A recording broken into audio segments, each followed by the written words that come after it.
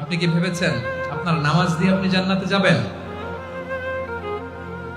আপনি তাহাজ্জুদ গুজার সেজদা দিতে দিতে কপালে দাগ ফেলেছেন, এটা আপনারা জান্নাতে নিবে না। আপনি এলাকার সবচেয়ে বড় হাতেম তাই দানশীল, এই দানের ভরসায় বসে আছেন।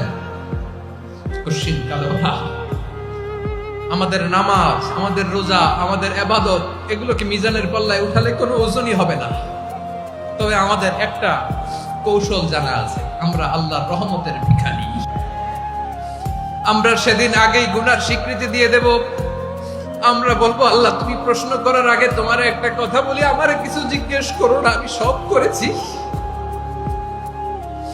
এমন কোন পাপ নাই যে পাপ আমারে দিয়ে হয় নাই। তোমার রহমত দিয়ে তুমি জান্নাতে পাঠাবা, তোমার দয়ায় জান্নাতে যেতে চাই, আমল দিয়ে না। পারবেন বলতে? কিয়ামতের দিন আমরা বলবো, আল্লাহ আমার আমল দিয়ে জান্নাত চাই না, আমি তোমার দয়া দিয়ে জান্নাত চাই। তোমার দয়া ছাড়া আমার কোনো উপায় নাই।